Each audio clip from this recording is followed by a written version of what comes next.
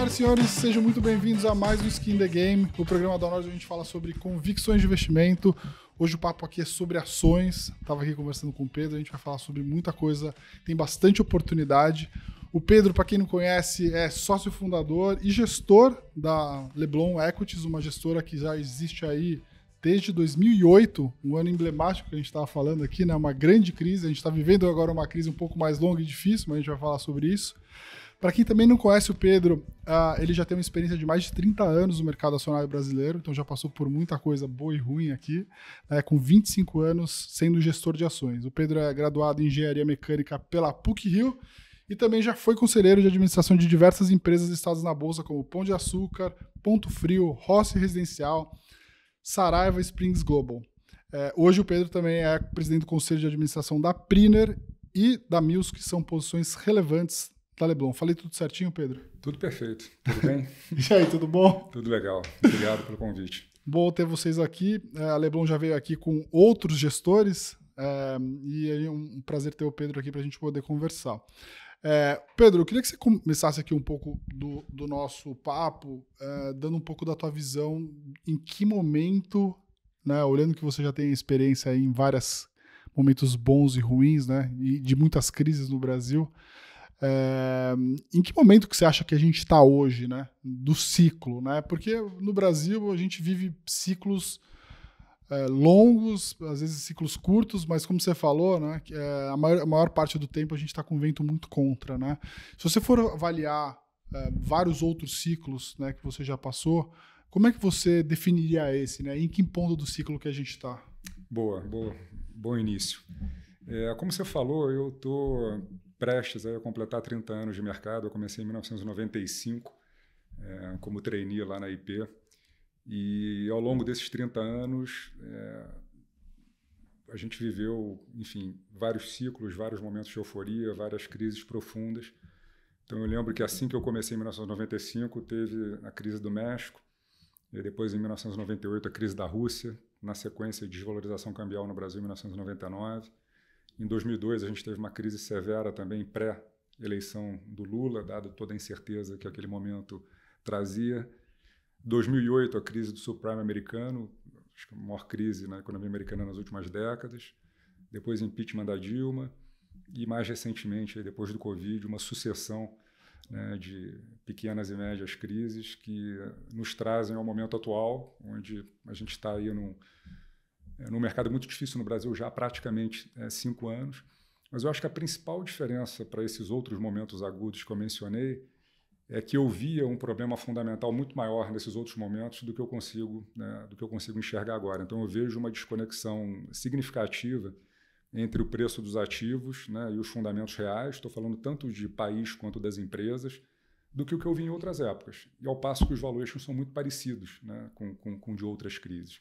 Quer dizer, hoje você tem algumas boas empresas brasileiras inseridas em setores promissores negociando a múltiplos de PL ali de 6, 7, 8 vezes. Você tem empresas como Petrobras negociando a 4 vezes lucro, Vale negociando a 4 vezes lucro, Mills, que você mencionou que é o seu conselheiro, negociando a 7 vezes o lucro que ela deve ter agora nesse ano de 2025. O caso da Mills já negociou a 20 vezes de lucro no passado. Então, a gente tem efetivamente preços, né, de crises muito graves. A diferença é que nessas outras crises, quer dizer, a gente tinha um risco de ruptura de fundamentos muito mais significativo da que eu consigo enxergar nesse momento, seja porque as empresas, em algumas dessas épocas, estavam extremamente alavancadas, principalmente na crise de 2008, né, tanto nos Estados Unidos, na Europa, como no próprio Brasil. A gente vinha de um ciclo, né, de capex que o Brasil nunca tinha experimentado, então as empresas estavam com os balanços alavancados, no Brasil também naquela época. E aí, quando você teve aquela crise, você tem um risco de solvência muito grande, né? Não só de países, como de empresas. Quer dizer, agora a gente tem um problema fiscal no Brasil, ninguém nega, é fato, né? A máquina é muito mal administrada, mas você não tem um problema de escassez de dólares, como você tinha ali em 1999, no momento da desvalorização, mesmo em 2002, quando as reservas eram muito pequenininhas. Então, é algo que, na teoria, é gerenciável, se tiver um pouquinho de vontade, né? E às vezes eu fico me perguntando, quer dizer, tem algumas coisas tão simples que poderiam ser feitas e anunciadas para dar a tranquilidade necessária, né, para que a gente tivesse um alívio, né, nos prêmios de risco que a gente vê no Brasil hoje, porque, repito, o fundamento não é compatível com uma taxa de juros de longo prazo de 7,5% para você comprar uma NTN de 30 anos, não é compatível por um pré pagando 15%, 16% para 10 anos, não é compatível com a Bolsa Brasileira estar nos menores múltiplos dos últimos 20 anos, com o prêmio de liquidez estar nos níveis que está, fazendo com que as small caps também tenham... eu acho que não é compatível, né? Então, você poderia, por exemplo... Isso é uma pergunta que eu me faço, não sou especialista. Se tiver algum especialista depois para comentar no chat, eu vou adorar saber a resposta. Mas por que a gente não anuncia, por exemplo, né, digamos, uma reforma da Previdência para o setor público, para os militares, e uma reforma administrativa para todos os novos entrantes no sistema, né? Quando você pensa em reforma da Previdência para o setor público e para os militares, para quem já está no sistema, essa é uma discussão muito difícil, concorda? Porque você tem aquele cara que sempre vai poder argumentar legitimamente: eu escolhi a carreira pública, porque há 15 anos atrás, quando eu fiz um concurso, na minha conta de valor presente da carreira pública, tinha uma perpetuidade ali que era a aposentadoria, que era muito valiosa. Isso estava na minha equação, na minha tomada de decisão. Então, de fato, é uma quebra de contrato.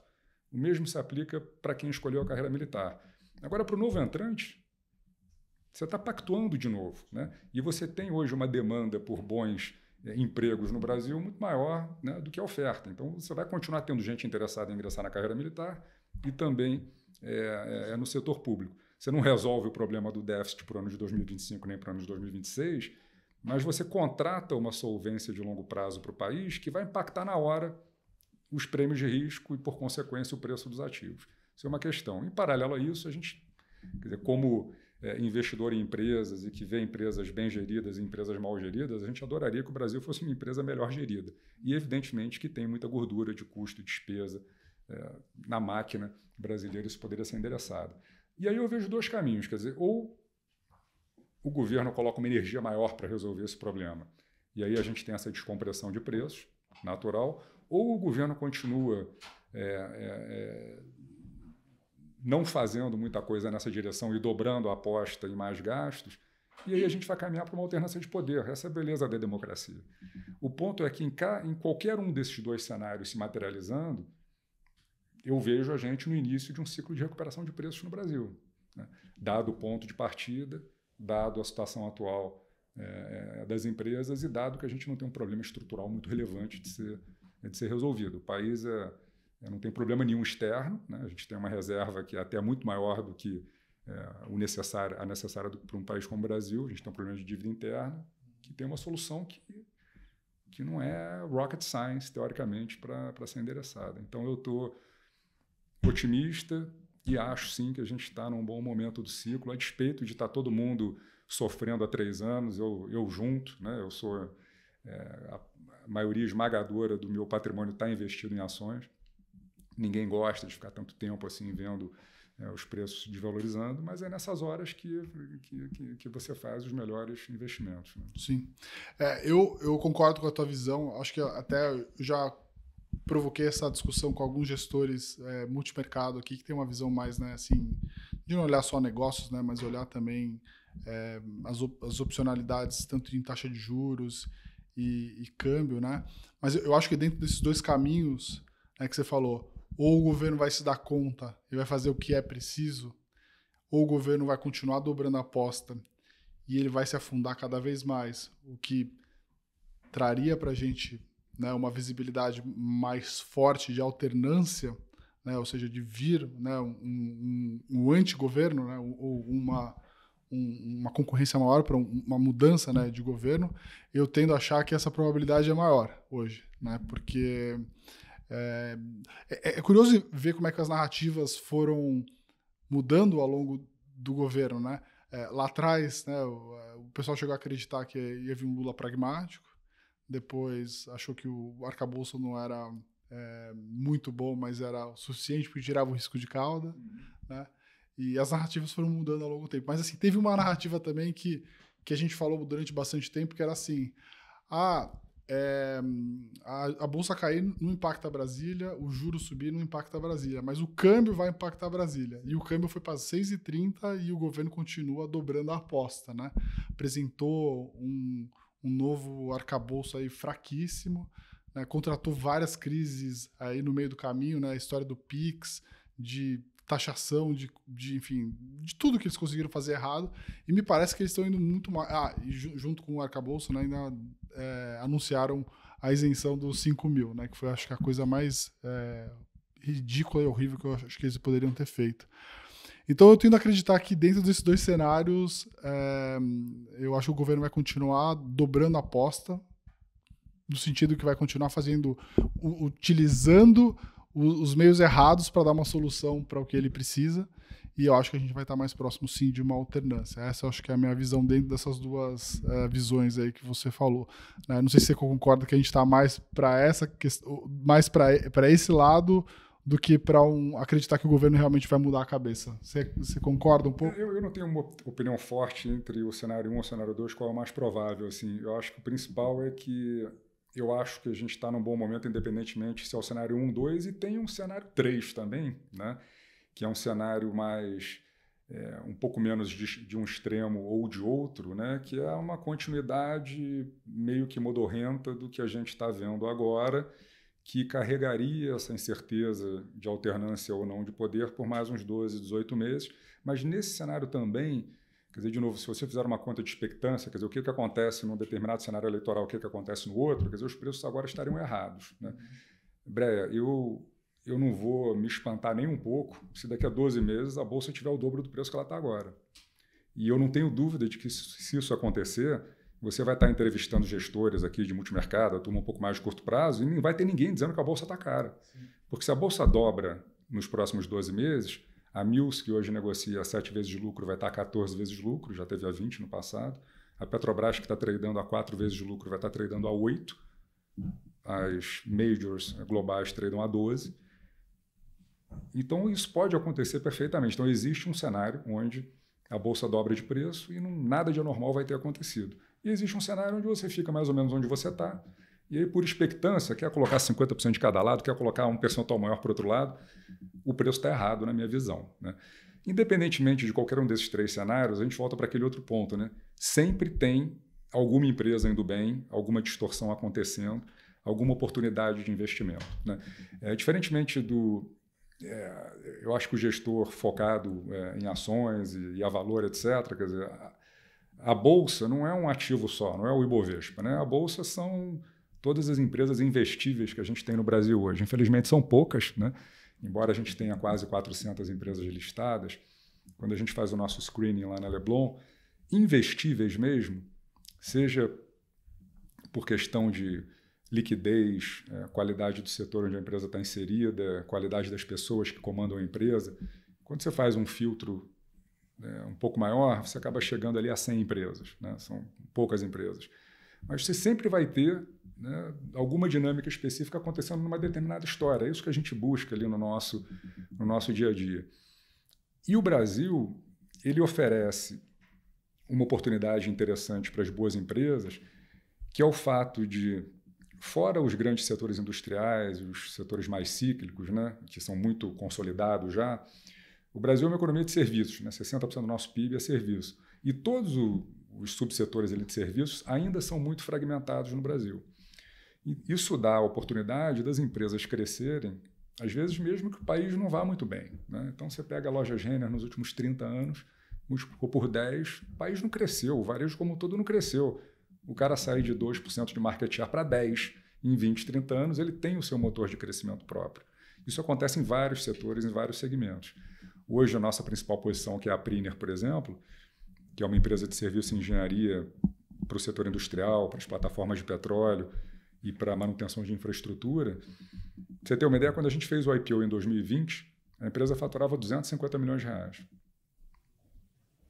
Hoje, terceiro trimestre de 2024, se você analisar o resultado, a empresa está fazendo 1,5 bi de receita. Multiplicou por 6 em 4 anos e meio. O EBITDA era 25 milhões de reais. Se analisar agora, dá 250, multiplicou por 10. O país não cresceu, né? Tem um cara, uma empresa, bem gerida, com uma oportunidade grande, capitalizada pelo IPO, fez 10 aquisições no período, aquisições muito bem feitas, e consolidou o mercado dela, está consolidando o mercado dela. Então, acho que essa é a beleza. parte mais triste da história, como a gente estava falando no começo, é que você tem que construir o seu portfólio e achar essas histórias com um vento no Brasil que é constantemente contra, né? Então, a gente tem aí alguns espasmos de vento a favor. Bom, comecei lá, como eu te falei, em 95 numa crise, mas 95 até 98 foi um belo vento a favor, era o pós-real, o país estava crescendo, estava tudo funcionando muito bem. Depois você tem as crises, mas, em geral, você está com vento contra, né? O que faz com que o retorno para o investidor em ações no Brasil seja um retorno extremamente cíclico, que vem com quedas, com drawdowns muito relevantes de tempos em tempos e que acabam dificultando até a criação de uma cultura de investimento em ações no Brasil, né? É diferente dos Estados Unidos, por exemplo, né? Que você olha nos últimos 100 anos, em todas as janelas longas ou em várias janelas longas, o histórico de quem acreditou no mercado de ações é sempre ali muito positivo, né? Porque você tem um ambiente de negócios que funciona há 100 anos, diferente do nosso, que não funciona há 100 anos. Acho que a governança é melhor, as regras são melhores, e você tem um ambiente que permite o nascimento de empresas que transformaram o mundo e seguirão transformando o mundo nos próximos vários anos. E foi isso, inclusive, que nos motivou, a partir de 2020, começar a investir fora do Brasil também. A gente, historicamente, sempre investiu só no Brasil e a gente tem feito investimentos fora também aí desde 2020. Era legal a gente falar um pouco sobre esse assunto, né? Que é como hoje a carteira de vocês está dividida, né? Vocês até colocam na apresentação, para quem não teve a oportunidade ou não conhece a Leblon, eles fazem uma apresentação trimestral, né, de resultados, e ali mostra ali como é que são as posições, mas para deixar de forma bastante visual, né, vocês colocam aí como que por perfil de empresas está dividido o portfólio, né? E hoje isso está basicamente aí um terço, né? Um terço é ações Brasil, que vocês colocam aqui, e aí são B3, Petrobras, Suzano, mais 7 ativos. Pipe, né, que são essas ações onde vocês têm uma participação mais direta, seja via conselho, enfim, tem um ativismo maior, vamos dizer assim, e são, na maioria das vezes aqui, mais voltadas para small caps, né, e mid caps. E esse um terço global, né? Então, como é que você acha que esse portfólio, né, composto dessa forma hoje, vai surfar bem todo esse cenário que você está falando aqui para a gente, né? Pô, a gente está muito próximo de eventualmente ter um vento não tão contra, não dá para dizer que vai ser um vento a favor, mas a gente está talvez próximo de não ter um vento contra que a gente teve nos últimos 3 anos, né? Como é que você acha que esse portfólio vai conseguir performar bem, né? É o melhor portfólio para estar nesse momento? Eu acho que hoje a gente tem um portfólio que ele é bastante equilibrado e bastante descorrelacionado quando você pensa nessas 3 teses independentemente. Dentro do portfólio, quer dizer, o maior retorno esperado está nessa parcela de pipes, né? E por que ele está nessa parcela de pipes? Porque a gente está 4 anos em crise, a crise impacta o custo de capital no longo prazo. Consequência, as NTNBs, por exemplo, negociam hoje a inflação mais 7, 7,5, dependendo do ponto da curva que você veja. O preço das ações é função do preço da renda fixa no longo prazo. O cara que compra ação, ele quer ganhar o que ele poderia ganhar na renda fixa, mais um prêmio por estar correndo o risco de comprar uma ação. Então, acima do 7,5 tem mais um prêmio para estar em ação. E acima desse prêmio para estar em ação tem um outro prêmio que é para você aceitar a iliquidez de uma small cap, né? Então, você tem um retorno esperado, na média, nessas empresas menores, muito grande. Eu diria de IPCA mais 15, assim, em vários casos, em alguns casos. Algumas empresas mais, outras menos. Aí entra o stock picking para você pegar uma Priner, pegar uma Mills, pegar aquelas empresas que você acha que vão performar melhor. Então, eu estou convencido que o maior retorno esperado está nessa classe de ativos. Porém, essa classe de ativos, das 3, é a que traz um risco maior, porque ela, de certa forma, é a mais dependente de uma melhora no ambiente macro. Por quê? Porque uma empresa menor paga um spread sobre a dívida um pouco maior do que uma empresa que tem uma escala maior, tem um custo de capital mais alto. Então, naturalmente, ela sofre mais nesses momentos onde o custo de capital está muito elevado. E o que aconteceu no Brasil historicamente, aí de novo, eu estou completando aí 25 anos como gestor agora no ano de 2025.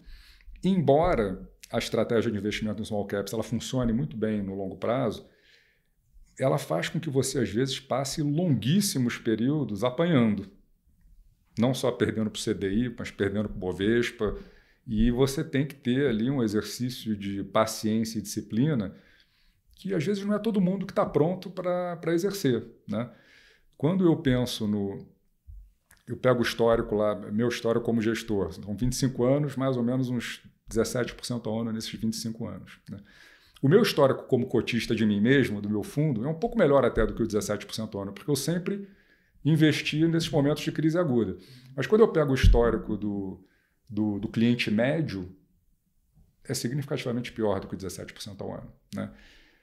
Porque é natural, as pessoas não têm a paciência que às vezes nós gestores temos de ficar 5, 10 anos esperando uma tese maturar. Dito isso, é importante você ter um portfólio um pouco mais equilibrado e balanceado, com outras teses que vão contrabalançar esses momentos onde essas small caps vão sofrer. Então, quando eu tenho 1/3 do fundo investido em temas globais de tecnologia, que a gente acredita que vão transformar várias indústrias nas próximas décadas, eu tenho 1/3 do fundo aqui com um vento soprando a favor, assim, com uma intensidade absurda.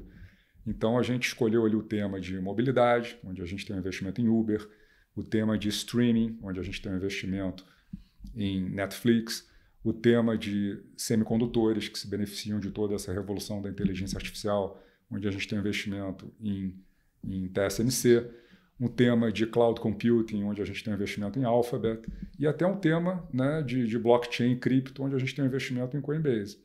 Então, são investimentos totalmente descorrelacionados com o investimento que a gente tem nas pipes, teoricamente com retorno esperado um pouco menor do que o retorno esperado de comprar uma small cap no Brasil atualmente, mas pode ser que seja até maior, a gente não sabe, né? Isso é tudo teoria, e com um hedge natural na medida em que são empresas que geram cash flows em dólares. Então, se o Brasil continuar com o vento contra e continuar dando tudo errado aqui, a gente vai ter um hedge natural nesse pedaço. E o último terço, aí a gente está apostando nas empresas mais líquidas, as consolidadoras naturais dos setores onde elas estão inseridas. Então, Suzano é uma das principais desse segmento. O Brasil tem uma vantagem competitiva na produção de celulose que não vai mudar nas próximas décadas. Isso é uma questão natural, né? A árvore no Brasil, em 5 anos, você planta, ela cresce, você corta e você produz a celulose. Nos países nórdicos, que são os principais competidores, esse ciclo demora 20 anos. Então, naturalmente, o retorno do investimento no Brasil é mais rápido e a consequência disso, não só no Brasil, mas como todo mundo que está na mesma latitude, né? Indonésia, Chile, etc. Então, naturalmente, Brasil e Indonésia vão ganhar market share dos países nórdicos nas próximas décadas. E Suzano vai ter oportunidade de reinvestir os cash flows dela e continuar crescendo durante muito tempo.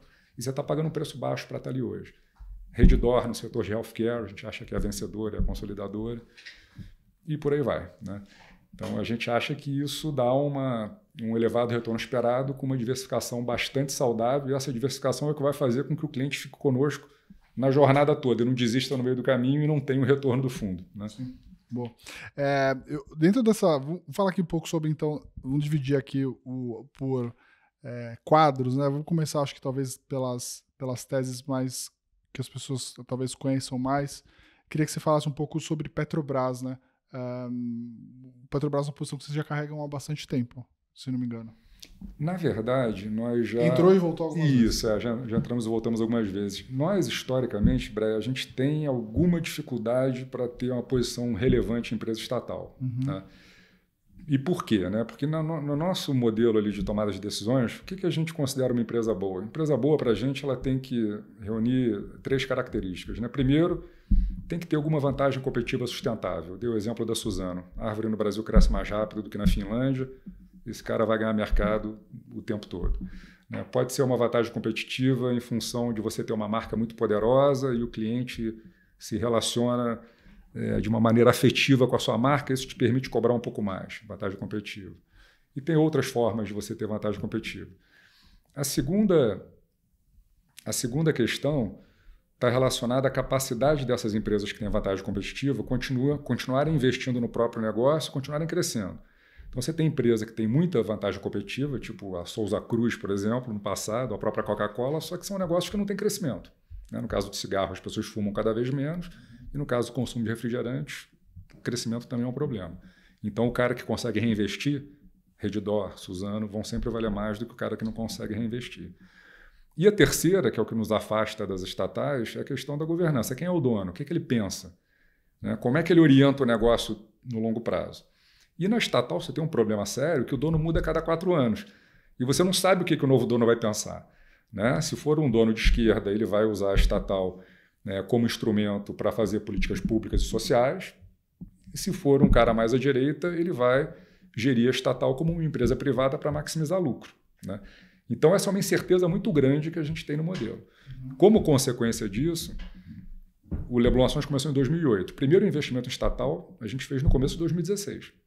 Por quê? Aí você tinha uma combinação ali de, acabou de mudar o dono, entrou um dono que está focado em maximizar valor para os acionistas e o preço está extremamente descontado porque a gente vem de um período longo das empresas na mão de um outro dono, que tinha um outro interesse, as empresas foram mal geridas e os ativos estão extremamente descontados quando você compara com o valor que elas teriam se fossem empresas privadas. Naquele momento, a gente chegou a ter quase 30% do fundo em estatais, Petro, Eletro e Banco do Brasil.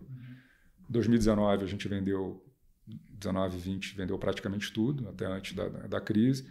Você não tinha mais, o re-rating já tinha acontecido, você não tinha mais aquele gap de valuation para tomar o risco.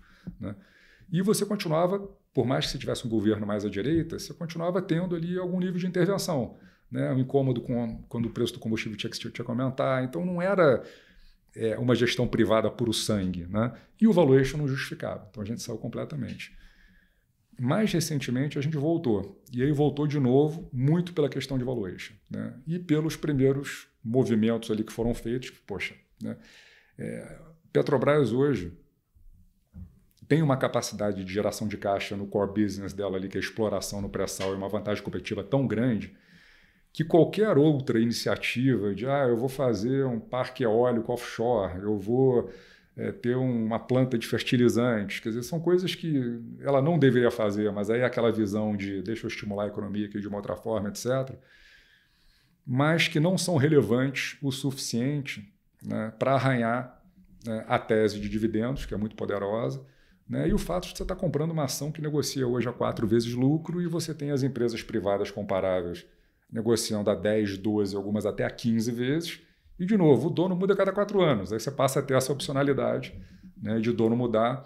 E enquanto você espera essa opcionalidade se materializar, você está ganhando 12%, 14% ao ano de dividendo e você não tem um dano potencial muito grande, né, para ser feito na empresa nos próximos 3, 5 anos. Sim.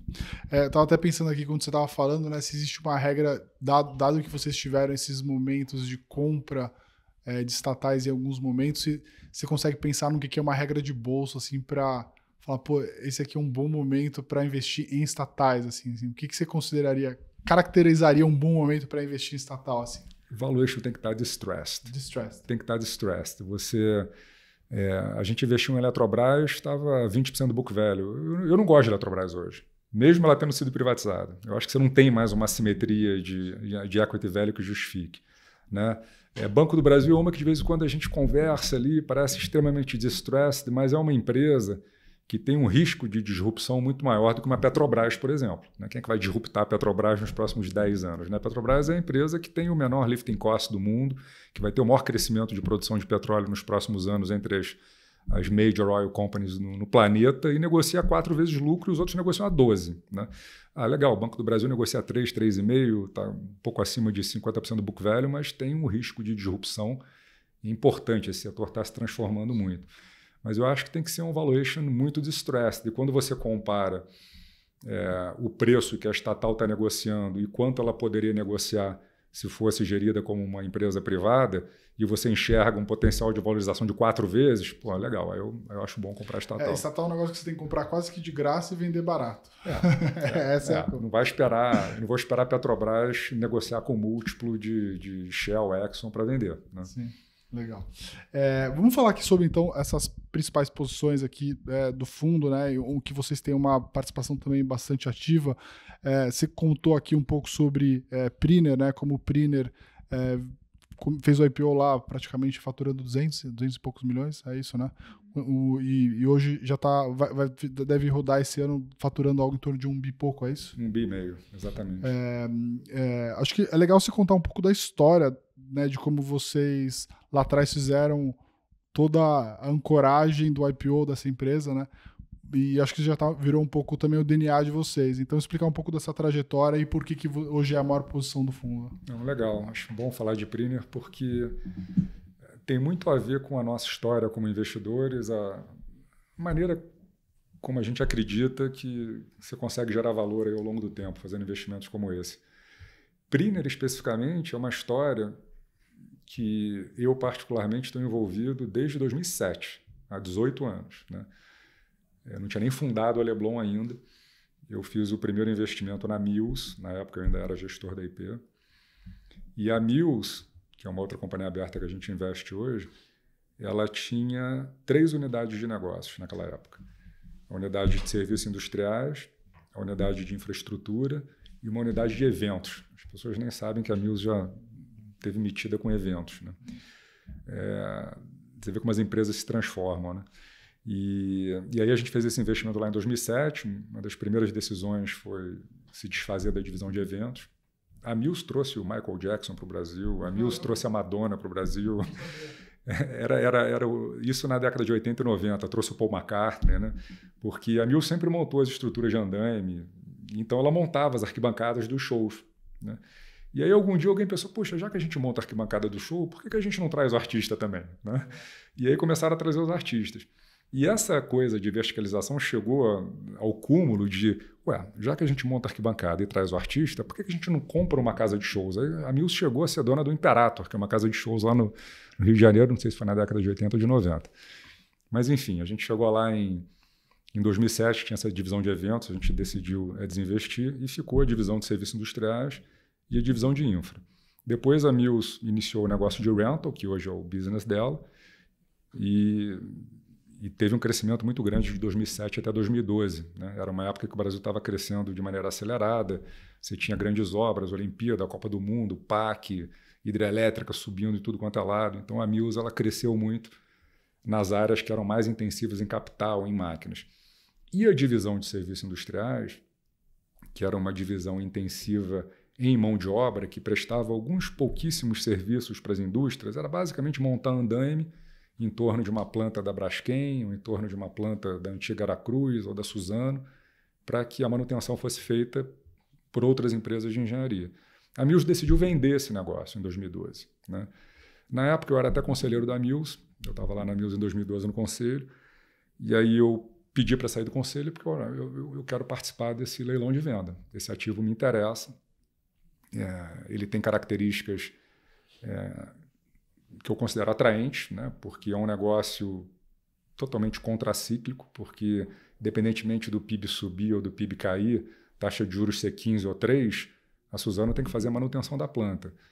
O operador de plataforma ele tem que fazer a manutenção da plataforma, porque senão ele vai ter problema de preço de seguro, uma máquina pode explodir, o regulador vai pedir para ele parar de operar, então é algo que você não pode postergar.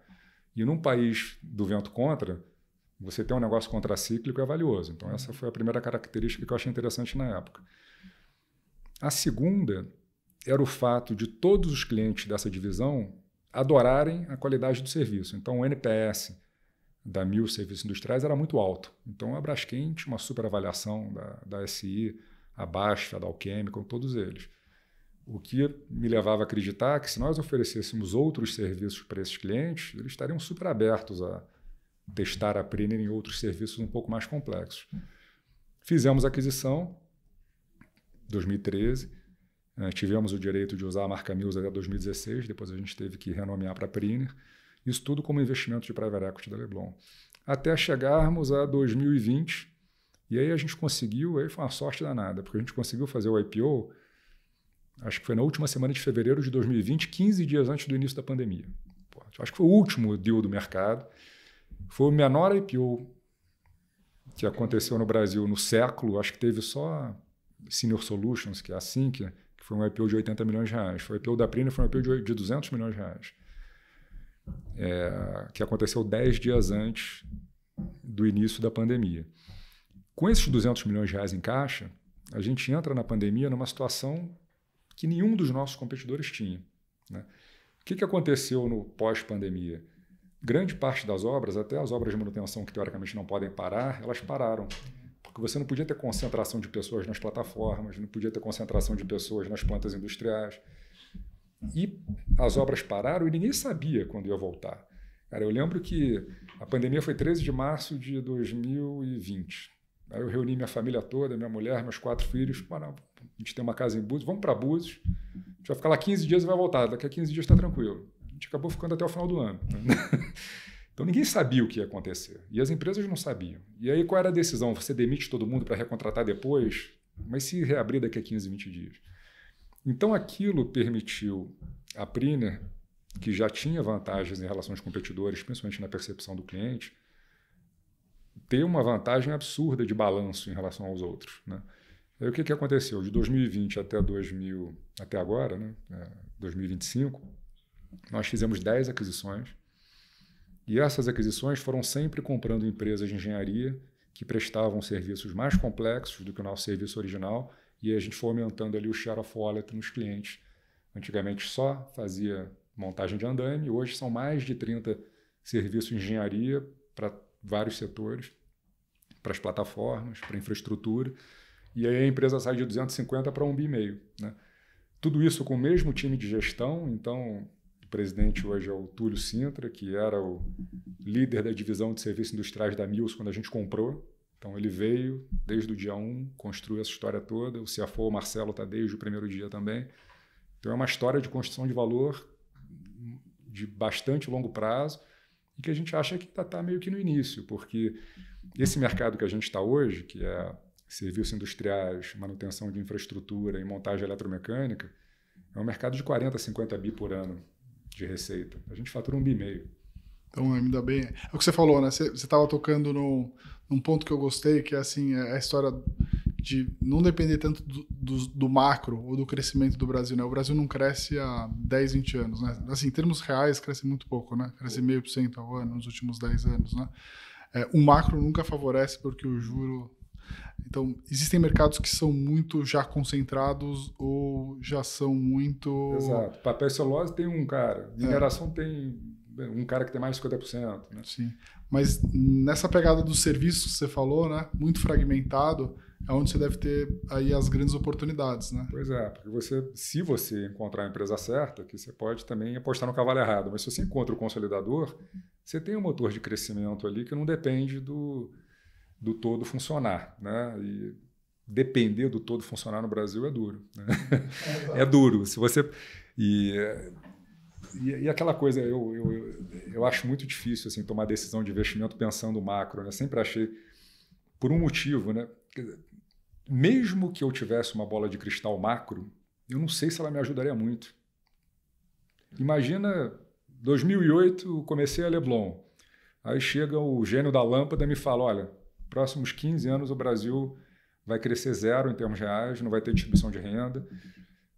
Eu ia investir em empresa de serviço, em varejo, em loja agênia, né? Você ia fazer essas associações diretas? Não. Então, se o PIB não vai crescer, a renda não vai crescer, eu não quero estar investido no varejista. Mas tem um cara que conseguiu crescer 15% ao ano nesse período, né?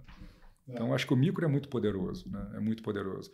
Só que o macro ele faz com que, às vezes, o preço fique desconectado do valor que está sendo criado por muito tempo, né? Daí a beleza de você ter alguma diversificação no portfólio, empresas que tenham vento a favor e que possam performar bem quando essa turma aqui está sofrendo, né? E Mills, né, que é só para a gente fechar o nosso quadro aqui das empresas mais com esse perfil, né? O que você vê de Mills? Você contou a história de Mills para trás, né? Mas quais são as oportunidades de Mills daqui para frente? A Mills está inserida ali no mercado de aluguel de equipamentos, onde você tem hoje várias companhias abertas no Brasil. Você tem a Armac, que é um competidor ali no segmento de linha amarela. Você tem a Vamos, que é um competidor no segmento de caminhões e um pouco de linha amarela também. E você tem Localiza, Movida, que estão ali nos veículos leves. E aí você tem a Mills inserida nesse grupo de empresas. De todas elas, a Mills é a que tem o portfólio mais diversificado e descorrelacionado, digamos assim, entre si. A Mills hoje ela tem uma liderança inconteste no Brasil no aluguel de máquinas leves das plataformas aéreas, aquelas maquininhas que levam as pessoas e cargas a grandes alturas. Ela tem 25% de market share, o número 2 tem 6% de market share. Ela está também no segmento de infraestrutura, desde que eu entrei lá em 2007, ela está há 50 anos nesse segmento de infraestrutura, ela tem 40% de market share no negócio de formas e escoramentos. Forma e escoramento é o seguinte, quando você vai fazer uma grande obra que tem muito concreto que precisa secar, sei lá, um túnel, uma ponte, né? Você coloca concreto, o concreto precisa secar. Né? Você precisa escorar e colocar as formas para que ele possa secar ali dentro e não caia. E a Mills ela provê tanto o projeto de engenharia para fazer essa sustentação, quanto as formas e os escoramentos na divisão de infra. E isso é um negócio bastante rentável, ela tem 40% de market share. Tem a linha amarela também, que ela entrou recentemente, há 2, 3 anos, e tem também o negócio de empilhadeiras. Então, é um negócio mais diversificado do que as outras. O Brasil ele tem um índice de penetração de máquinas ainda muito baixo. E não é comparando só com Estados Unidos e China, né? Quer dizer, tem muita coisa que é feita ou por mão de obra ou por andaime que o mundo inteiro já faz com máquina há muito tempo.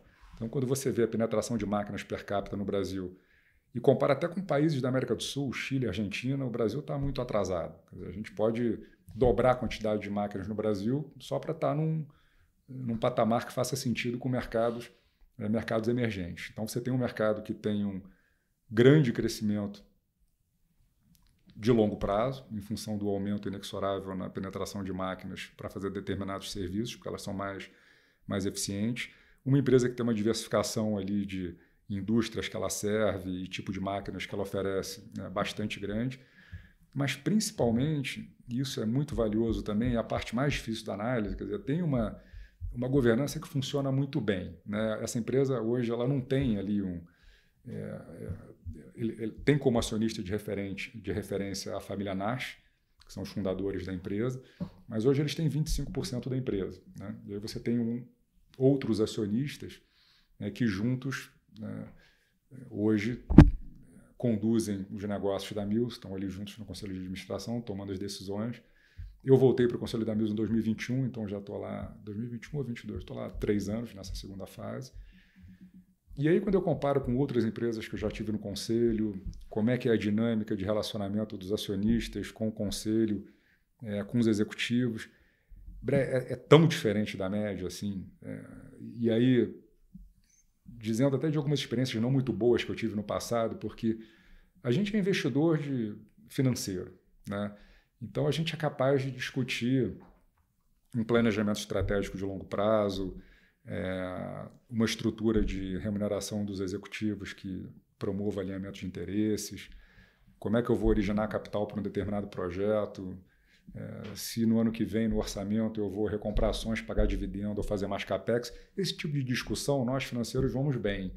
Mas quando você entra mais no detalhe da operação, você sabe muito menos do que o management, do que a diretoria, do que o presidente. E se não existir um relacionamento muito transparente entre management e conselho, a coisa mais fácil que tem é enganar o conselheiro. É muito fácil. Né? Se o management se junta e quer fazer o conselho acreditar que é bom fazer determinado investimento, ele vai convencer, porque é muito difícil você ter ali os contra-argumentos. No caso da Mills, eu acho que a gente tem uma relação muito transparente ali de conselho com o management, o que faz com que a gente evite algumas armadilhas que eu vejo alguns concorrentes nossos caindo. Então, por exemplo, a gente entrou no negócio de linha amarela no final do ano de 2022, começo do ano de 2023. Qual foi a nossa tese? Linha amarela são aquelas máquinas que fazem movimentação de terra para grandes obras, então retroescavadeiras, trator com esteira, motoniveladora. Isso é um mercado muito grande. É tipo 6, 7 vezes maior do que o mercado de máquinas leves. O que a gente pensou? A gente domina o mercado de máquinas leves, a gente tem filiais em todos os estados do Brasil, capilaridade grande. O meu cliente que aluga máquina leve, alguns deles também alugam máquina de linha amarela. O mercado é fragmentado também, tem a Armac que está consolidando, mas cabe mais alguém para fazer essa consolidação. Acho que tem a ver a gente entrar nesse mercado, tem a nossa cara. A gente entrou no mercado de linha amarela com uma ambição que a linha amarela fosse representar 5, 10 anos depois, quase metade do nosso negócio. Só que quando a gente entrou, a gente viu que o buraco era um pouco mais embaixo, né?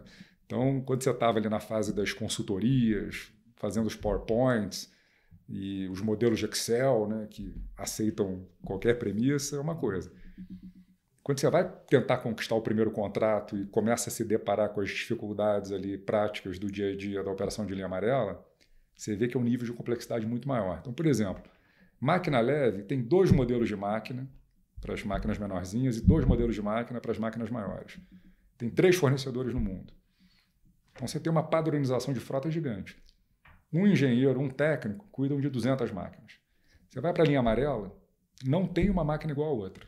Não tem uma obra igual a outra. Você vai fazer uma obra numa mineradora, você precisa de um determinado conjunto de esteira, pá, dente da pá, que vai trabalhar melhor naquele terreno, que vai produzir mais, vai produzir menos, né? A dificuldade de você orçar é gigantesca, porque você não consegue ser especialista em todos os terrenos, em todos os lugares. Junto com isso, a Mills entra no mercado num momento em que os preços tinham disparado da linha amarela das máquinas.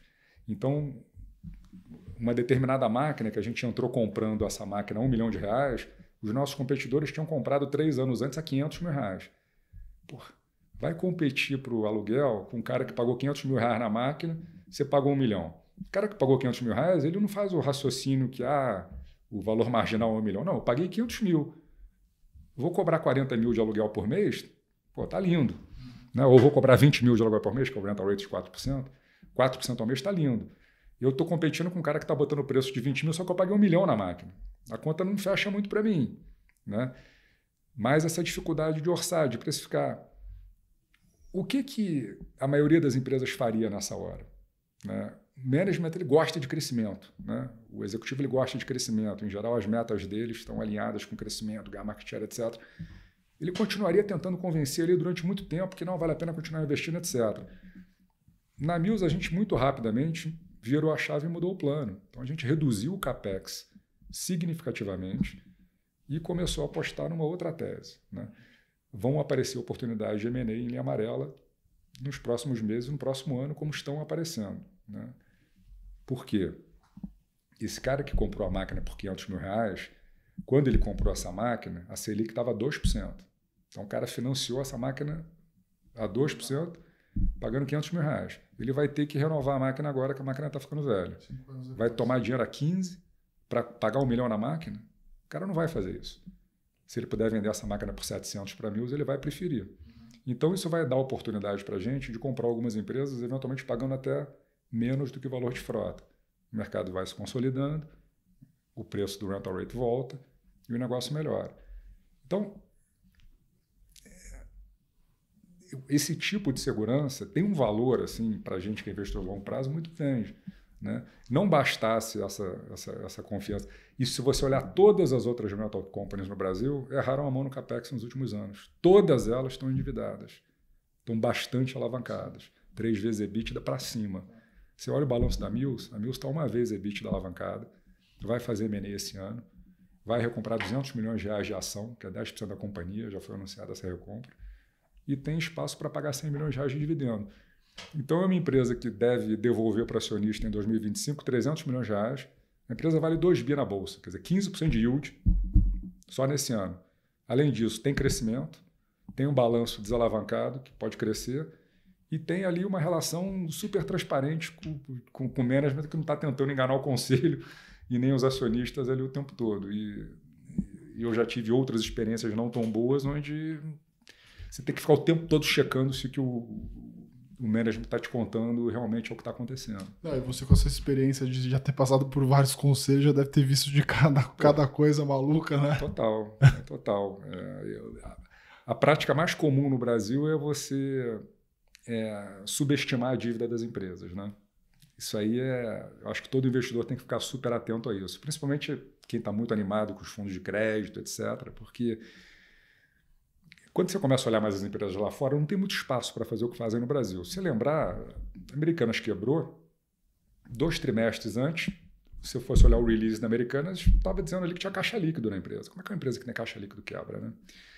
Você pega o release de grande parte das empresas brasileiras e aí você vê quanto que ela diz que ela tem de dívida líquida e você compara com o que foi a despesa financeira da empresa, a conta não fecha. Então tem empresa que te diz que tem 2 bi de dívida líquida, aí você vai olhar a despesa financeira do cara, sei lá, 1 bi. Pô, a dívida custa 50% ao ano? Não custa 50% ao ano. Custa CDI mais 3.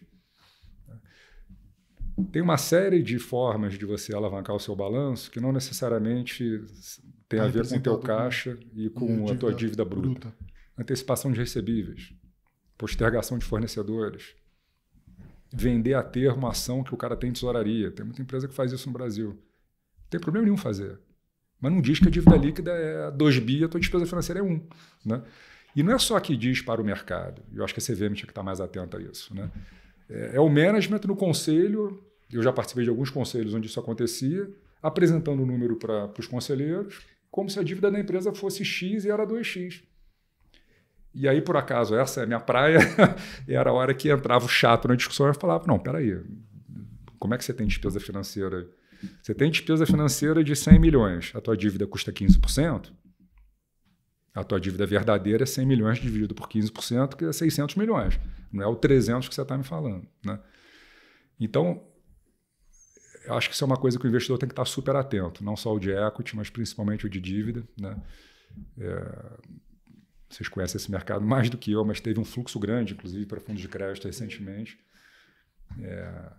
Tem aquela questão do valor da cota, que é muito menos volátil, isso dá uma sensação de segurança, mas tem que entender exatamente o que está acontecendo ali dentro. Né? Sim. Me parece que depois de alguns eventos, uma parte da indústria já toma algum cuidado, né? Principalmente as casas maiores, assim, eu digo, as casas que, enfim, inclusive elas mesmo já passaram por algum momento ruim, né? Acho que o grande problema dos fundos de crédito, pelo menos que aconteceu isso há 5, 6 anos atrás, foram prazos de resgate muito curtos, né? E fluxo e fundos muito grandes, né? Deixando os fundos cada vez maiores, e aí a porta de saída depois fica muito ruim quando rola algum movimento, né? Ou taxa de juros ou algum default, né, de alguma das empresas, né? Mas eu não tenho a menor dúvida, assim, se for olhar aí, eu estava olhando, acho que hoje, inclusive, esse número, né? O fluxo tava olhando aqui, acho que o fluxo de pegar 12 meses dá mais de 250 bi, eu acho, para fundo de crédito, né? Fundo de renda fixa e tudo. É uma coisa... É muita coisa. E quando você vai olhar os spreads... Tá muito amassado. Tá tudo muito amassado, né? Não só nas AAA, como nas um pouco mais arriscadas. Então, essa assimetria que a gente está falando da bolsa, que se dobrar de preço ninguém vai achar caro, eu acho que no crédito é uma assimetria meio ao contrário, né? Você tem pouco para ganhar e muito para perder no nível atual. Sim. A gente falou aqui de empresas aí, que a gente fala que está dentro do book de empresas mais tradicionais, vamos dizer assim, né, com vantagens competitivas. A gente falou aqui sobre as empresas small caps e o perfil mais de pipe, como você falou. Acho que a gente tem tempo de a gente falar aqui sobre 2 posições que são relevantes para o portfólio. Aliás, 2 ações que a gente também tem aqui na casa, que para quem não conhece o Nord Globo, dois grandes acertos do Henrique. Então, para quem quiser conhecer depois, é só procurar aqui. Vou deixar aqui na descrição do vídeo o Nord Global para quem quiser conhecer. Uma delas é TSMC e a outra é Netflix. Né? Eu queria que você começasse por Netflix, que é uma posição que eu tenho há bastante tempo, comprei por causa do Nord Global e ela está aí batendo o seu all-time high, né? E assim, olhando um pouco para valuation, né, assusta um pouco, porque essa é uma empresa que negocia muito provavelmente acima de 35 vezes lucro, né? A forma de olhar uma empresa como essa, né, diferente, no Brasil a gente sempre compra as coisas mais com perfil de discount, né? Isso aí é uma empresa total perfil de crescimento, né? Como pagar tanto pelo múltiplo futuro, né? Se você puder contar um pouco da tese aí, de porquê, né, mesmo depois de toda essa alta de Netflix, por que vocês ainda gostam da tese? Legal. Vamos falar um pouco então do fundamento e por que a gente acredita que ainda existe um crescimento importante pela frente para a Netflix, e depois a gente entra na questão do valuation, que tem uma pegadinha aí nesse valuation de Netflix, né? Eu acho que esse múltiplo é um pouco menor do que o múltiplo que a gente olha ali quando vê o dado dos últimos 12 meses, Bloomberg, etc.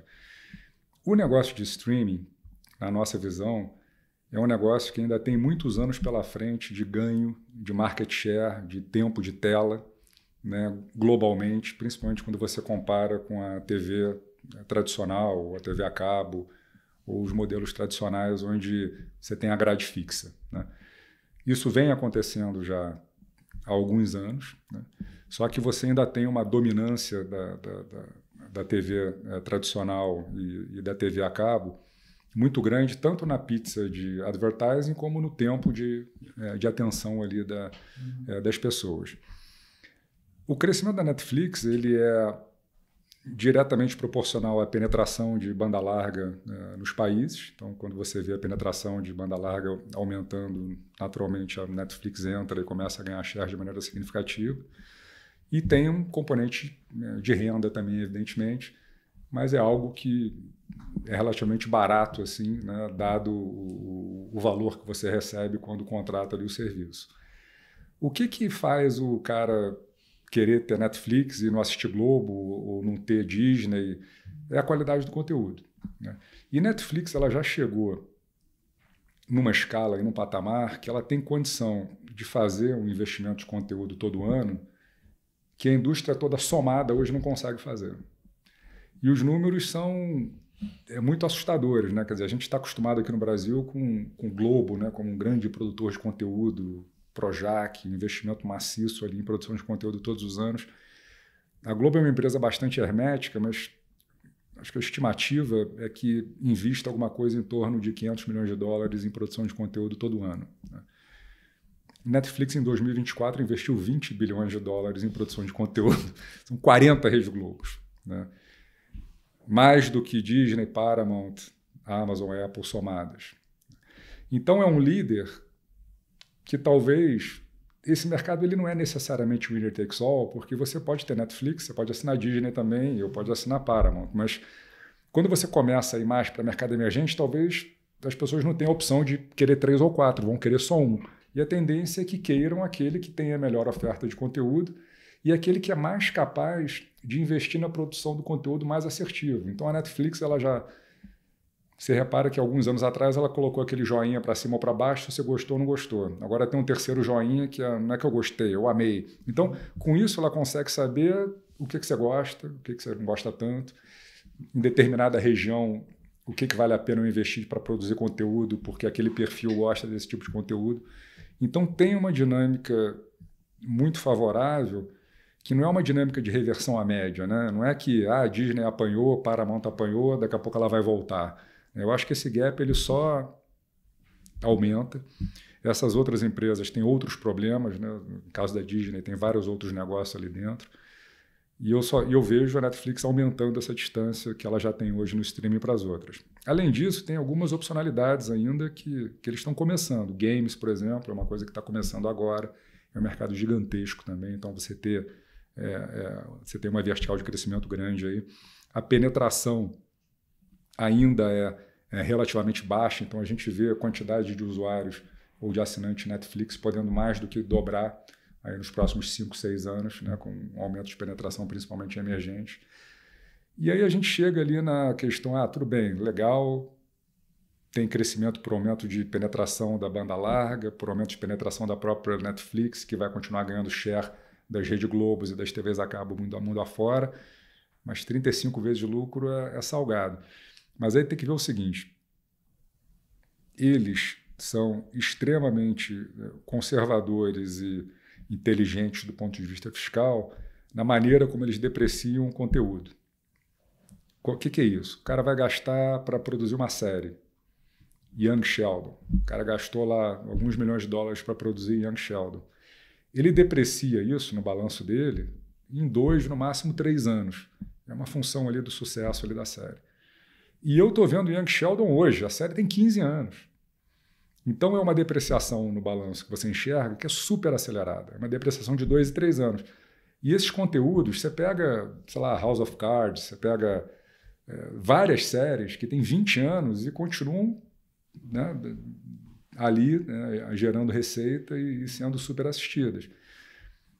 Esse 35, Bré, vira 16 se você tirar a depreciação. Não é justo também você tirar totalmente a depreciação, mas a verdade está no meio do caminho, entendeu? Não é nem 15 nem 35. Acho que o múltiplo justo para você pensar na Netflix está mais para uns 25, se você assumir que a depreciação justa não são 3 anos, são 6, né, que ainda assim seria relativamente baixo. E com, obviamente, o crescimento de top line, mas também provavelmente com bastante crescimento das margens, né? Sem dúvida. Tem uma alavancagem operacional muito grande. E esse capex de 20 bi de dólar que ele faz, a gente não precisa aumentar muito isso. É o que ele vem fazendo entre 15 e 20 bilhões de dólares já nos últimos 3 anos. Isso já é muito mais do que todo mundo faz.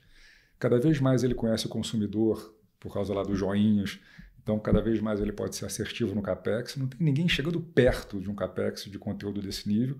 Então, talvez ele continue fazendo 20 bi de capex e esse crescimento vai continuar crescendo 15% ao ano, né?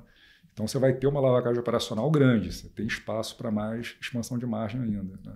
Legal. Então, a gente ainda gosta, óbvio que a gente comprou a 350, 400 dólares, né? Gostava mais do que gosta a 1.000, mas continua sendo um bom investimento. Acertaram muito mais do que eu, acho que eu não consegui pegar toda essa porrada. Vou até olhar depois o preço que eu paguei na entrada aqui. Mas a gente tem mais tempo para falar de uma ação aqui, a gente podia falar de TSMC, que também é bastante relevante no portfólio de vocês, e é uma ação que tem toda essa história de inteligência artificial como pano de fundo, né? Uma empresa aí que vai absorver, vai surfar bastante essa história de inteligência artificial. Se você pudesse contar aí um pouco, e também foi uma ação que valorizou muito, né? Se você for olhar nos últimos tempos. Sim. Né? Por que vocês acham que ainda nesse... Eu nem tenho o valuation aqui de cabeça, posso até dar uma olhada depois, mas assim... Ela vale um pouco, o market cap é um pouco acima de $1 trilhão atualmente, e ela negocia 22 vezes o lucro. Isso. Em 2025... 2025, mais 24, ou menos. 24 dá 23 vezes. Esse é o consenso de mercado, 22, 23 vezes o lucro, quer dizer, um múltiplo mais baixo do que o de Netflix. A TSMC, e aí é parte desse fenômeno China, Taiwan,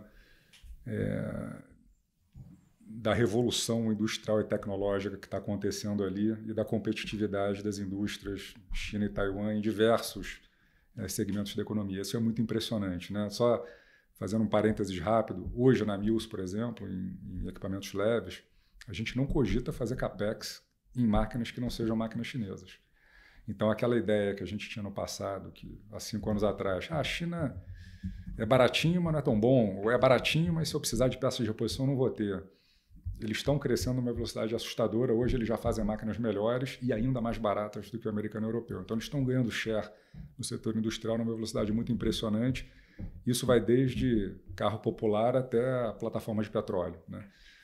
Quando você olha para Taiwan e TSMC, é uma empresa, na verdade é uma grande fundição de chips sob demanda dos clientes, baseada em Taiwan e detentora de uma tecnologia que hoje no mundo nenhuma outra empresa tem. A Samsung chega um pouquinho perto, mas não é capaz de fazer os chips de 3 e 2 nanômetros que a TSMC faz. Quando me explicaram o que é um chip de 3 nanômetros, é um negócio bizarro. Eu fiquei... É uma coisa que a gente está quase que no limite físico da coisa, né? Em 3 nanômetros cabem poucas centenas de átomos de silício. Assim. É questão de quantidade de átomo que o cara consegue, né, colocar ali dentro do chip, do semicondutor.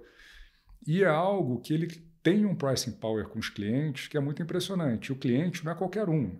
É Apple, Google, Samsung, são todos esses grandes produtores de consumer electronics do mundo, né? Não preciso dizer do pricing power que uma Apple tem com qualquer fornecedor. Mas quando a gente começou a analisar TSMC, um número que chamou muita atenção para a gente foi quanto que o chip da TSMC representava do preço do iPhone há 10 anos atrás e quanto representa hoje. Então, era coisa de 2,5%, 3%, hoje é 7%. Então, o cara tem pricing power contra a Apple, porque ele é o único capaz de entregar a tecnologia que a Apple precisa para rodar o equipamento dela e vai precisar cada vez mais na medida em que a inteligência artificial é uma realidade. Eu não sei o quanto vocês usam, eu já uso para várias coisas e cada vez a gente vai usar mais. e vai estar presente mais nas nossas vidas, e isso tudo demanda chips de alta performance cada vez menores, como os que hoje só a TSMC pode produzir. É algo que preocupa tanto os Estados Unidos que você teve lá o CHIPS Act do Biden, há 2, 3 anos atrás, criando um estímulo para as empresas, quase que dinheiro a fundo perdido para as empresas investirem na produção de chip nos Estados Unidos. Mas aí você tem algumas limitações. Quer dizer, primeiro que para você fazer uma planta como as plantas da TSMC em Taiwan, isso é um investimento de 5 anos. Não é um capex que você estala o dedo e a planta sai pronta. 5 anos. Tem uma cadeia super complexa de máquinas, etc., que você precisa para chegar lá no final da história. E o plano como um todo, anunciado, foi um plano de 50 bilhões de dólares para serem desembolsados em 5 anos, se não me engano. A TSMC hoje faz 50 bi de dólares de capex por ano. O cara é um CHIPS Act do Biden por ano de capex, dado o tamanho que ele já tem, a escala que ele já tem. Então é uma empresa que não está num valuation louco, estava num valuation ridículo quando a gente fez o investimento, foi até... O Buffett comprou a 70 dólares, mas vendeu a 90, né? Deu uma flipadinha. Eu lembro que ele estava preocupado com a questão geopolítica, né? Quando é que a China vai invadir Taiwan, e teve o Biden Act, que poderia criar algum tipo de competição, não sei exatamente qual foi a motivação. Acho que mais ou menos naquela época que a gente investiu, era 11 vezes lucro. Um negócio que não é difícil enxergar a demanda por vários anos para frente. E uma empresa que hoje olha para o lado e não vê competição hoje. Né? Tinha muito o risco Taiwan, né? no preço. Né? Que a China você está no mercado há 20 anos, você deve ouvir falar desse risco há 20 anos. Né? E esse acaba sendo um overhang, de fato. Né? Então... E assim, é muito louco, né, tentar decifrar um pouco hoje em dia o Buffett de hoje para o Buffett de antigamente, né? Assim, tudo que a gente leu... Acho que ele viveu tanto tempo fazendo a mesma coisa que ele já se contradisse em vários momentos, né? É muito louco, né? Mas é uma posição que a gente gosta também aqui e acho que tem bastante upside também, né? Acho que tem tudo a ver. Mas assim, o que eu mais gostei da história aqui toda, né? Que eu acho que é muito legal, até como vocês evoluíram ao longo do tempo, né? É como construir um portfólio que conversa com as probabilidades de vários cenários, né? Claro, a pegada aqui é sempre micro, né? É sempre empresa a empresa, negócio a negócio, né?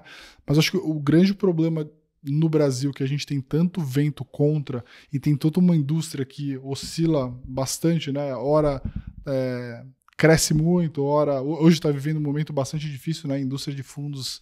Não só de fundos de ações, fundos multimercado em geral tem sofrido bastante, é que eu acho que, né, hoje, assim, eu vejo que os gestores mudaram a cabeça também para esse novo mundo, né? Com certeza a Bolsa Brasileira ela tem muita oportunidade, mas ela conversa com uma realidade muito específica aqui, né? Que é assim, hoje 50% da Bolsa no Brasil é mais parecida com o que era a Bolsa dos Estados Unidos talvez há 20 anos atrás, né? A gente não tem hoje na Bolsa Brasileira negócios que estão conversando com temas que vão mudar o mundo nos próximos 10, 20 anos, né? E para você acessar esses negócios, você tem que olhar para fora, não tem jeito, né? A chance de nascer uma TSMC no Brasil hoje é zero, né? Ou uma Netflix. Ou eu acho que é legal, assim, até assim, eu que acompanho a indústria de fundos há muito tempo, conheço boa parte dos gestores aí também há bastante tempo.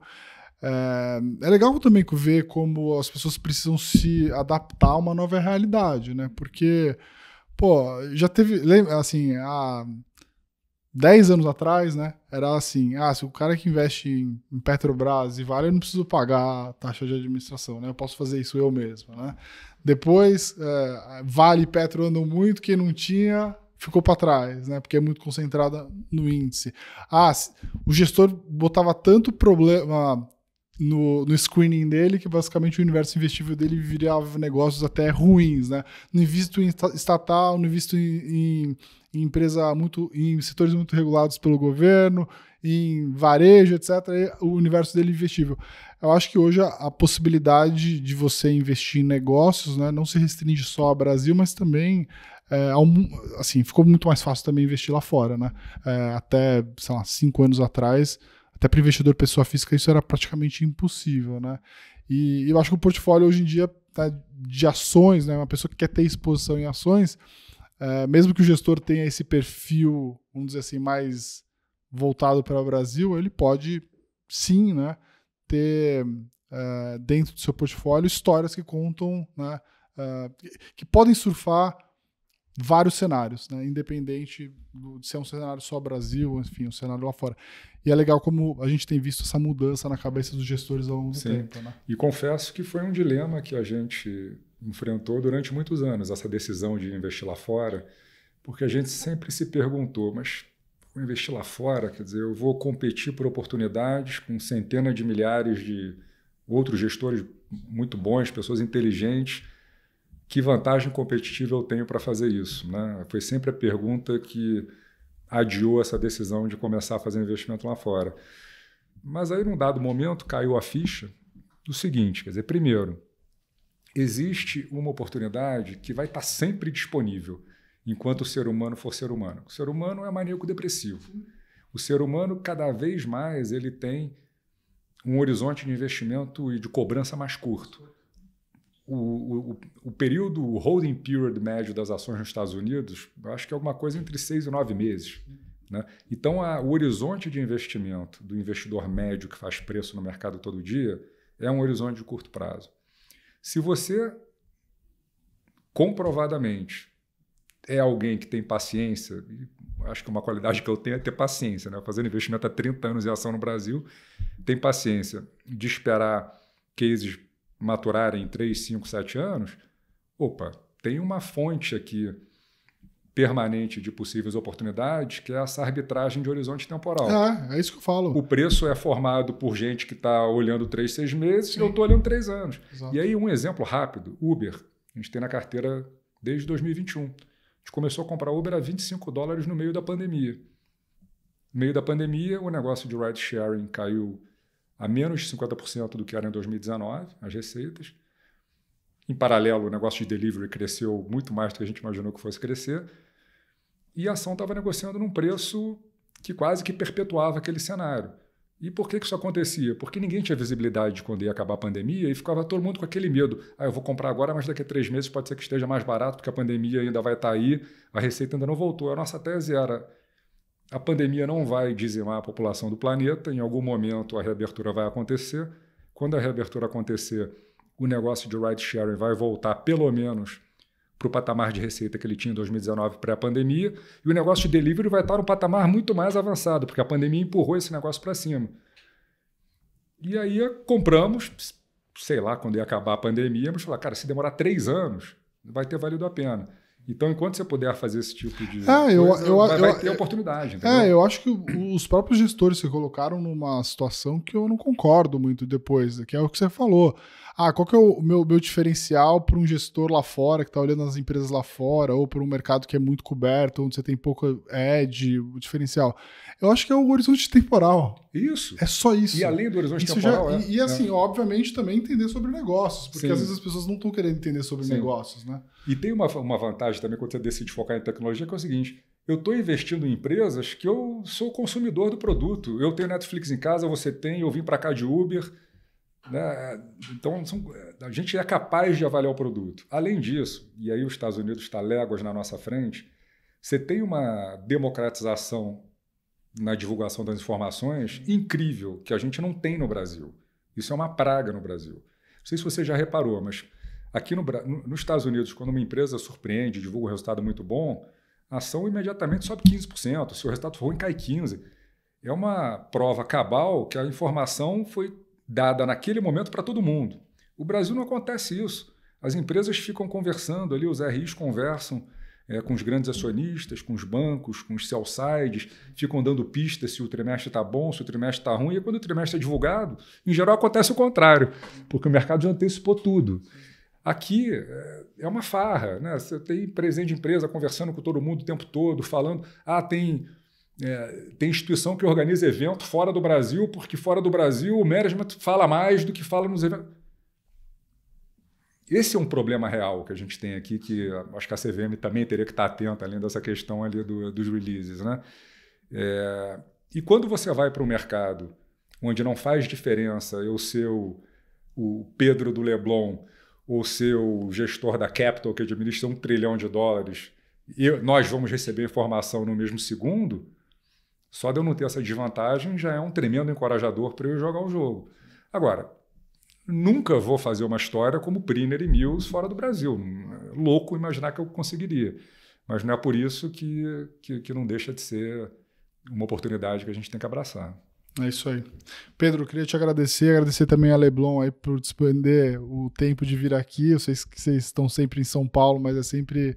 eu sei que é difícil se locomover aí nessa loucura, especialmente num dia que estava ameaçando cair um toró aqui. Parabenizar vocês também pela trajetória e pela performance nos últimos 3 anos, né? Que, assim, óbvio, a performance desde o começo, mas eu digo especialmente nesses últimos 3 anos que foi um cenário, assim, eu converso com todos os gestores, assim, a gente já passou por crises muito piores, muito mais agudas, né? Mas eu acho que essa é uma crise muito longa, né? E que tem feito muita gente sofrer. Mas, de novo, aquela história que a gente fala aqui, que são nesses momentos que você encontra algumas oportunidades, né? E eu acho que a grande, como você falou, né? A grande diferença, acho que onde tem talvez os grandes ganhos no mercado, são as pessoas que talvez tenham mais paciência e tenham um horizonte de investimento um pouco mais longo, né? Só um pouco mais longo já ajuda, né? Dado que o horizonte temporal está cada vez mais curto para as pessoas, né? Exato. Mas Legal. é isso aí, pessoal. Queria agradecer também vocês pela audiência aqui. Lembrando que a gente volta aqui a cada 15 dias, às terças-feiras, às 5 horas.